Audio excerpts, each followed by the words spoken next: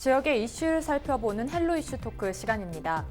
전남 경제의 청신호가 켜지고 있습니다. 전남 내 대규모 농업시설이 들어서고 여수 국가산업단지의 잇따른 투자로 협약 체결까지 이어졌다고 합니다. 또한 최근 전남이 핵심 시책으로 내세운 블루 이코노미 사업 추진 등 지역 경제에 활력을 더해줄 소식들이 기다리고 있는데요. 어떤 내용인지 관련된 이야기 김판진 초당대 경영학과 교수와 함께 이야기 나눠보겠습니다. 교수님 안녕하십니까? 네, 반갑습니다. 네, 여수국가산업단지에 잇따른 투자 소식이 들리고 있는데요. 어떤 내용인지 좀 전반적인 부분에서 설명 부탁드립니다. 2020년 새해 타 시도에 비해서 상대적으로 매우 수가 부족한 우리 지역에 위치하고 있는 대기업들의 대규모의 투자 협약 소식은 전반적으로 경기가 좋지 않은 상황에서 매우 희망적인 소식이라고 할 수가 있겠습니다. 사실 우리 지역의 대기업들은 손에 꼽을 정도로 매우 부족하죠. 광양의 광양제철소, 그리고 여수 국가산업단지 내에 LG화학이라든지 GS칼텍스, 또 GS에너지, 롯데케미칼, 또 서남권에서는 삼호현대중공업 등이 대표적인 대기업이라고 할 수 있는데요. 대기업이 없다고 하는 것은 그만큼 경제 기반이 취약하다는 그런 의미입니다. 따라서 우리 전남은 다른 지역에 비해서 경제가 좋지 않은 것이 사실이고요.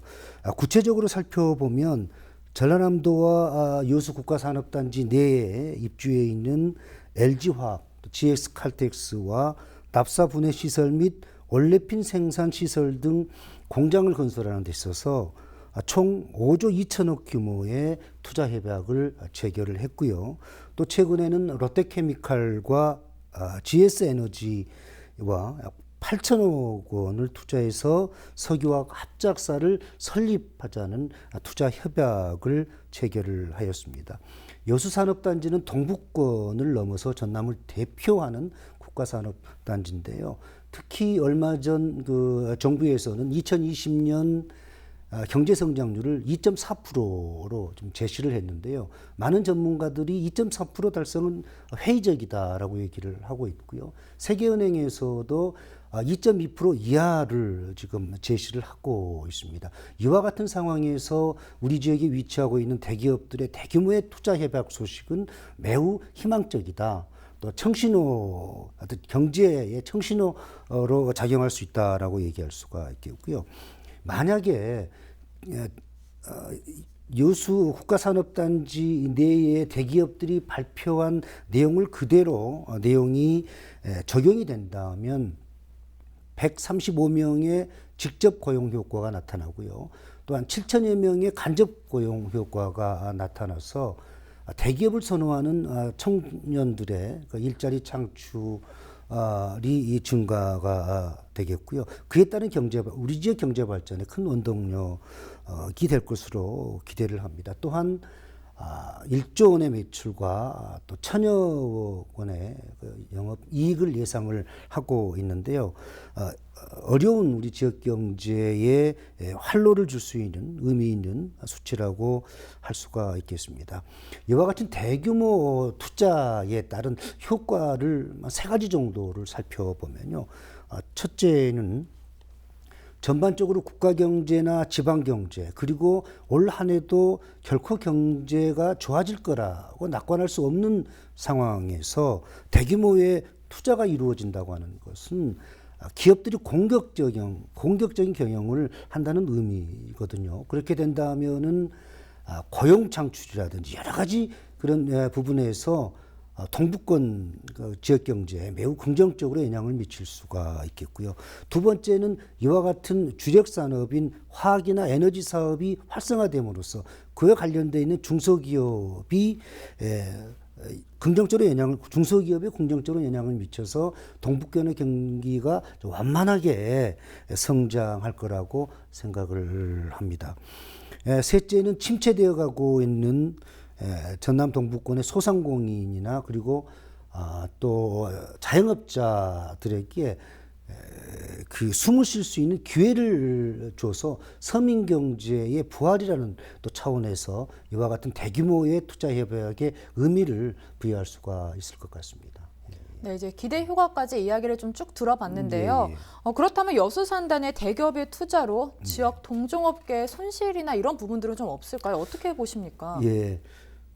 혹시 많은 분들이 이와 같이 동북권에 밀집되어 있는 대기업들에 대한 대규모의 투자 협약에 따른 다른 지역, 그러니까 서부권이나 중부권에 있는 경쟁 기업들이 어떤 그 손실을 보지 않을까, 마이너스 요인으로 작용하지 않을까 염려할 수도 있는데요.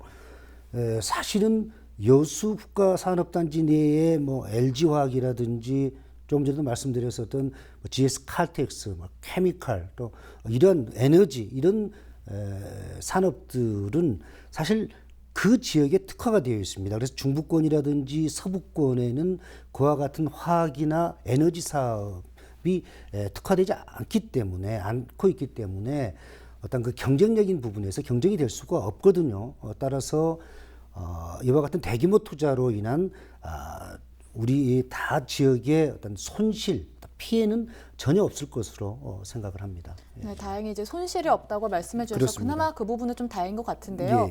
이번엔 농업 분야에 대한 이야기를 좀 더 나눠볼까 합니다. 예. 네, 올해 전남은 농업 분야에 대한 기대감이 큰데요. 예. 그중에 이제 스마트팜, 이 농업 시설이 착공될 전망이라고 하는데요. 이 스마트팜 어떤 건지 짧게 설명 부탁드립니다. 요즘 많이 뜨고 있는 스마트팜 아마 많이 들어보셨을 겁니다.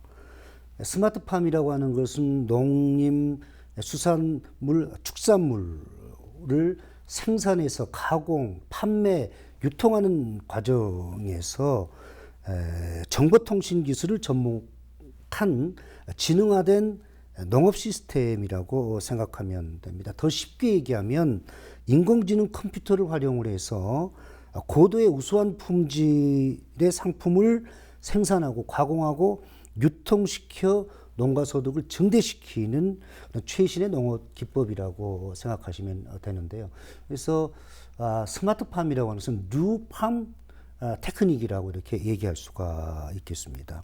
다시 말하면 농업이나 임업 그리고 수산업, 뭐 축산업을 과거에는 손으로 직접 생산을 했었는데요. 그게 이제 최근에는 기계화로 넘어갔죠. 그래서 수공에서 기계화를 넘어서 이제는 인공지능을 갖춘 컴퓨터를 이용을 해서 생산에서부터 판매, 유통까지 일어나서 일손이 절대적으로 부족한 그 농축산업의 발전을 한층 더 업그레이드 시키는 농업 기술이라고 할 수가 있습니다. 정부의 스마트팜 사업은 1개소에 한 1,000여 원의 예산이 투입되는데요. 전국에서 전라남북도 그리고 경상남북도 4곳이 지금 선정이 되어서 스마트팜 사업이 추진이 되고 있습니다. 우리 전남 같은 경우는 고흥군 도덕면 가야리에 지금 한 1,100억 원의 예산이 투입돼서 지금 스마트팜 사업이 지금 추진이 되고 있습니다. 네, 스마트팜 사업에 대해서 좀 간략하게 설명을 해주셨는데요. 예. 이 스마트팜 혁신밸리가 효율적이겠지만 그에 따른 부작용에 대한 우려도 조금 있거든요. 어떻게 보십니까? 예. 정부의 국책 사업이라고 하는 것은 처음에 시작된 그 상황에서는 많은 문제점이 발생이 되는 것이 사실입니다. 이번 스마트팜 사업과 관련해서도 초기이지만 많은 문제점이 발생이 되고 있는데요. 기반 조성 착공 과정에서도 피해를 보는 농민들의 반대가 좀 극심한 상황이고요. 또 한편에서는 건설업자만 배부르게 하지 않느냐라는 그런 비판도 있고요. 전북 김제 같은 경우는 농어민뿐만 아니라 농민 단체 또 시민 사회 단체, 특히 그 환경 단체들이 환경 훼손 또 뭐 자연 파괴, 뭐 자연 훼손, 환경 파괴라는 그 이유 때문에 스마트팜 밸리 조성을 강력하게 반대하는 경우도 있고요. 우리 이 고흥군도 마찬가지입니다. 농민들이나 또 농민단체들이 좀 강하게 반대하고 있는 그런 상황이거든요. 또한 처음에 정부가 예상했던 대로 엄청난 예산이 투입되는데 최근에는 정부가 예상했던 그런 투입된 예산이 제대로 적용이 되느냐는 그런 회의적인 시각을 가지고 있는 사람도 분명히 있는데요. 문제는 정부가 처음에 스마트팜 사업을 추진하는 데 있어서 여러 가지 그런 문제점에 대해서 미처 좀 생각을 하지 못하는 부분도 분명히 있다고 생각을 하는데요. 반대의 이유 또 반대의 상황을 크게 한번 세 가지로 살펴볼 수가 있겠습니다. 첫째는 그 농민들이 그러니까 스마트팜 그 조성 사업에 있어서 피해를 보는 그 농민들의 반대가 아주 극심하다는 겁니다. 왜냐하면 사유재산이 침해가 되기 때문에 그에 따른 농민들의 반대가 아주 굉장히 좀 심하고요. 둘째는 환경단체들의 조금 전에도 말씀드렸습니다마는 자연훼손이라든지 환경파괴라는 그런 이유로 인해서 농수 관련해서 많은 반대를 하고 있는데요. 그 우리나라의 환경단체들은 다른 선진국의 환경단체들에 비해서 매우 좀 강합니다. 그래서 정부나 지자체가 어떤 국책 사업이나 지역의 중요한 사업을 실시하는 데 있어서 환경단체의 극심한 반대로 인해서 멈추게 된 거나 아니면은 그 사업에 차질을 빚는 경우가 상당히 많거든요. 우리 지역 같은 경우도 그 대표적인 케이스가 바로 흑산도 공항의 지금 건설 관련해서 환경단체에서 심한 반대를 하고 있기 때문에 지금 한 발짝도 나가지 못하고 있는 상황인데요. 바로 스마트팜 밸리 사업 같은 경우도 환경단체의 반대로 인해서 지금 주춤하는 그런 경우가 많이 전국적으로 발생을 하고 있습니다. 세 번째는 정부의 국책 사업은 시작도 중요하지만 사후 관리도 매우 중요합니다. 정부의 의도대로 스마트팜 사업이 성공을 거두기 위해서는 엄청난 예산이 투입이 되어야 되는데 지금 상황에서는 오히려 초기에 예정했던 그런 예산이 투입되기는 좀 어렵지 않았나 그런 얘기를 많이 하고 있습니다. 사실 정부는 초기에는 사후 관리는 이제 스마트팜을 조성을 해서 그에게서 나오는 임대료로 충당을 하려고 하는데 그게 이제 정상적으로 진행이 되지 않다 보니까 예산 투입에 좀 문제가 발생이 되고 있는 것 같습니다. 그렇지만 이와 같은 문제점에도 불구하고 스마트팜 사업은 우리나라 농촌의 발전을 위해서는 꼭 필요한 사업이라고 생각을 하고 시간이 문제지 성공할 것으로 생각을 합니다. 중요한 것은 이와 같은 정부의 스마트팜 사업이 우리 전라남도에 상당한 플러스 요인으로 작용한다는 겁니다. 왜냐하면 전국적으로 가장 경쟁력을 가지고 있는 농산물, 우리 전남이거든요. 수산물도 마찬가지입니다. 그러면 정부의 스마트팜 사업으로 인해서 가장 혜택을 받은 도는 우리 전남이 아닐까. 그래서 올 새해에는 스마트팜 사업과 관련해서 큰 기대를 가져도 괜찮을 거라고 저는 생각을 합니다. 혹시 더 지역에 어떤 긍정적인 효과를 미칠 수 있는 부분이 있을까요?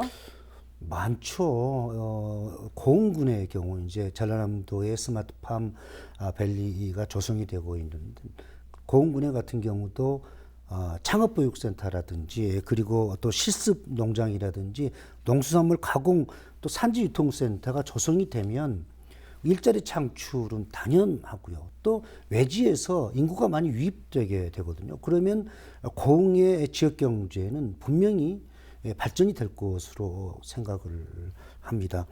또한 그 PPA가는 고흥 지역의 농촌이 활성화될 수 있는 그러한 계기가 마련이 된다는 겁니다. 고흥뿐만 아니라 고흥과 인접해 있는 벌교라든지 고성 같은 경우, 또 나아가 순천까지도 스마트팜 밸리 조성 사업의 성공으로 인해서 그 인접 지역도 많은 영향을 미치게 된다고 저는 생각을 합니다. 네, 지금 이제 스마트팜 혁신밸리 조성 사업에 대한 전반적인 이야기를 나눠봤는데요. 이번에는 이제 블루 이코노미에 대해서 좀 더 이야기를 나눠볼까 합니다. 블루 이코노미는 교수님하고 많이 이야기를 나누긴 했었습니다. 그래서 이제 블루 이코노미가 뭔지 좀 간단하게 설명 부탁드립니다. 그렇게 하겠습니다. 많은 분들이 블루 이코노미 얘기를 하죠. 매스컴에서도 많이 나왔고 있고요. 특히 이 전라남도의 김영록 지사님께서 블루 에코노미에 대해서 많은 관심과 투자를 하고 있고요. 전라남도 블루 에코노미 선포식에 문재인 대통령께서 직접 참석하셔서 축사도 해주셨었는데 그만큼 블루 에코노미가 우리 전남의 신성장 동력 산업으로 해서 매우 중요한 역할을 할 수 있을 거라고 저는 확신을 하는데요. 자, 그럼 블루 이코노미라는 게 뭐냐? 바로 이 푸름을 이용해서 지역 경제를 발전시켜 보자는 겁니다. 우리 아나운서님 푸름, 파랑하면 떠오르는 게 뭐가 있습니까? 청량함? 네, 그렇죠. 예. 뭐 청정, 무공해, 친환경, 맑고 깨끗함, 뭐 바다 이런 이미지가 떠오를 겁니다. 바로 이런 이미지 하면 전남이 가장 먼저 떠오를 거거든요. 친환경 농산물 또 풍부한 그 다도해를 끼고 있는 청정 바다의 수산물 이게 전남의 대표적인 특산물이라고 할 수 있는데 이거를 이용을 해서 전남의 지역 경제를 발전시키자는 겁니다.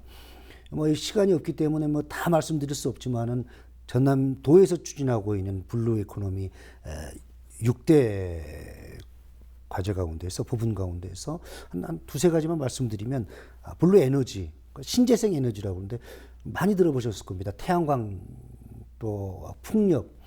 전라남도와 신안군이 얼마 전에 10조 원의 그 투자 협약을 체결을 했고 굉장히 좀 발전 가능성이 있는 산업이고요. 둘째는 이제 블루 관광, 블루 투어라고 얘기를 하는데 전라남도는 천혜의 자연자원을 가지고 있고 또 역사문화자원을 보유하고 있거든요. 구체적으로는 목포 같은 경우는 근대문화유산과 또 관광을 연계해서 또 문화관광도시로 발전시킬 계획을 가지고 있고요. 여수 같은 경우는 마이스 산업을 기반으로 해서 해양관광도시로 육성을 지금 계획하고 있고 완도 같은 경우는 치유산업, 해양치유산업의 메카로 지금 투자를 하고 있는 상황이고요. 또 남해안을 크루즈로 연결하는 그런 계획도 가지고 있습니다. 뭐 블루 농산물, 농수산물은 뭐 다 아시겠지만 친환경 농산물 그리고 또 청정 바다에서 나는 수산물의 메카로 만들자는 그런 취지입니다. 네, 전남에서 추진하고 있는 신성장 산업인 블루 이코노미에 대해서 간단하게 이제 설명을 해주셨는데요. 네, 이번에는 그러면 전남 지역 경제 전반적인 상황에 대해서 정리 좀 부탁드립니다.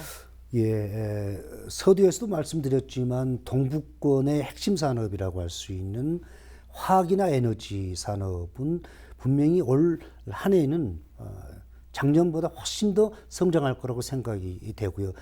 그렇게 된다면 동북권의 경제도 완만하게 성장이 이루어질 거라고 생각을 합니다. 또 전남도가 야심차게 추진하고 있는 스마트팜 사업이라든지 블루 에코노미 사업도 정상적인 궤도로 추진이 될 거로 예상을 하고요. 그러나 문제는 전남 서남권입니다. 바로 전남 서남권의 핵심 산업이라고 할 수 있는 조선산업 그리고 또 수산자원의 고갈에 따른 수산산업의 침체에 따른 지역경제가 상당히 어려운 상황에 지금 빠져 있거든요.